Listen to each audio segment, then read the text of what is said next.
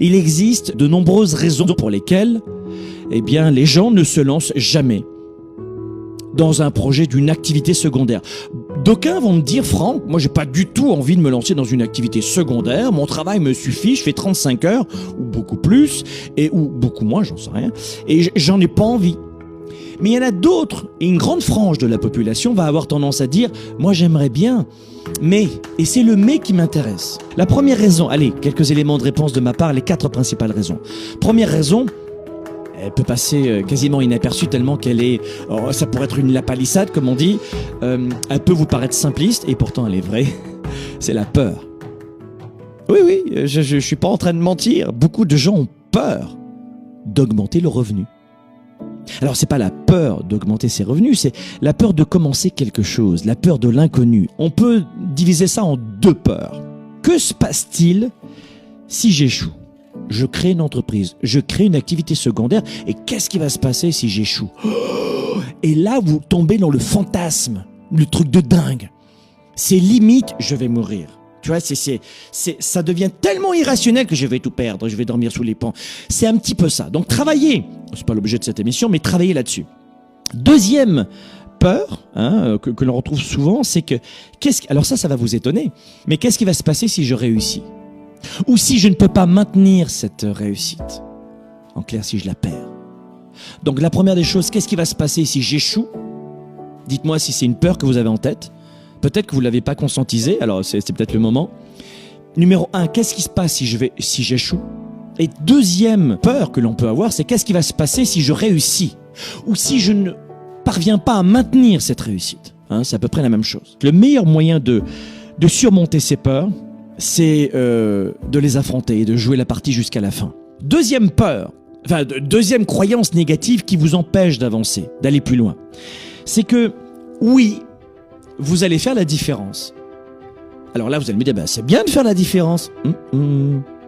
Ça, c'est parce que peut-être que vous n'avez jamais fait la différence. Mais c'est peut-être parce que vous ne vous en souvenez plus. Rappelle-toi de toutes ces fois où tu étais parvenu à avoir quelque chose que les autres n'avaient pas. Un diplôme, un avancement, une promotion, un emploi, je sais pas, t'avais un vélo quand t'étais enfant et tes copains non. Rappelle-toi de cette période où tu avais obtenu quelque chose, mais pas les autres. Donc tu faisais de la différence, c'était vraiment, tu sortais du lot. Comment se comportaient les autres avec toi ? Dites-moi dans les commentaires, comment se comportaient les autres avec toi lorsque toi tu avais quelque chose et pas les autres ? Est-ce qu'ils te disaient « Waouh, félicitations, quelle inspiration ! Mais tu sais quoi, j'ai envie d'être comme toi, tu me donnes envie de me dépasser moi aussi, tu le mérites, bravo !» C'était quoi la réaction ? Est-ce que c'était une réaction extrêmement inspirée et les gens vous disaient « Ouais, continue, vas-y, je suis avec toi, je crois en toi !» Ou est-ce qu'au contraire, ils tentaient de vous rabaisser ? Vous étiez jugé, jalousé, repoussé. À votre avis, c'est la première ou la deuxième ? C'est la deuxième. La deuxième réaction. C'est-à-dire que la plupart des gens n'osent pas faire la différence parce qu'ils ont peur des conséquences de faire la différence auprès des autres. Et vous le savez très bien que beaucoup de gens n'osent pas bouger pour ne pas sortir de leur premier cercle d'influence. Ce qu'ils appellent leurs amis d'ailleurs, tu vois. Mais qu'est-ce qui se passe pour votre façon de penser, pour vos objectifs, pour votre ambition ? Vous avez l'ambition de vos amis. Sans le savoir, vos rêves, vos amis. Vos projets, vos amis. Vos objectifs, la moyenne aussi de vos amis. Votre futur, vos amis, ce que vous pensez, vos amis, vos valeurs, vos amis, ce que vous appelez des amis. Est-ce que ce sont vraiment des amis ? Celles et ceux qui risquent de vous juger si vous augmentez vos revenus et que vous les multipliez par 2 ? Ils seront toujours vos amis à vous encourager ? Posez-vous la question, peut-être. En général, c'est pas le cas. Donc je vais vous dire un truc, la deuxième raison, c'est que la plupart des gens vont faire des choses différentes, vont faire la différence et ont peur justement des conséquences de perdre leur premier cercle d'influence. La troisième raison, c'est que, vous allez vous dire, écoute Franck, moi j'aimerais bien créer une autre activité, mais j'en fais déjà tellement. Le temps. Il y a beaucoup de gens qui me disaient, Franck, je suis un parent célibataire, je suis un employé à temps plein, ou alors je jongle avec plusieurs emplois à temps partiel, et ils ont l'impression que le temps est limité. Ben bien sûr que le temps est limité, on a 24 heures.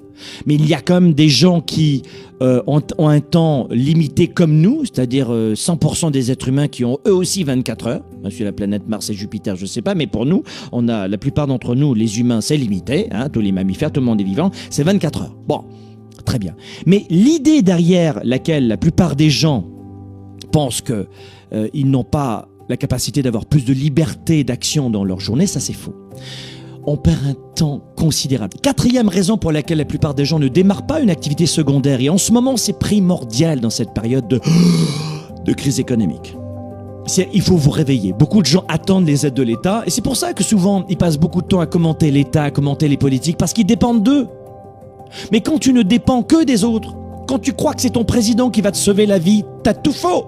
Ne remettez pas la clé de votre bonheur entre les mains d'une autre personne. Donc en ce moment, est-ce que je dis que l'argent c'est le bonheur? Pas du tout. Personne n'a jamais acheté le bonheur avec de l'argent. Le bonheur, c'est d'être en pleine santé, d'avoir des hommes et des femmes qui nous entourent, notre famille que l'on aime, d'avoir des relations pacifiées, d'avoir un travail qu'on adore. Mais l'argent achète le choix.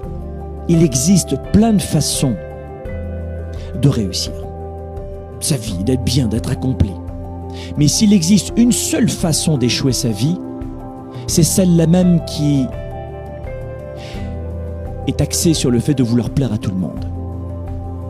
Réussir, il y a plein de façons. Échouer sa vie, je vais dire un truc, tente de plaire à tout le monde et là tu vas échouer. Et tu seras plus que amer à 80 ou 70 ans si tu y arrives. Donc aujourd'hui, c'est le moment de vous bouger. Peut-être que cette émission va vous aider, va vous remuer, ou en tout cas remettre en question des croyances que vous aviez peut-être sur vous-même et qui sont la plupart d'entre elles fausses.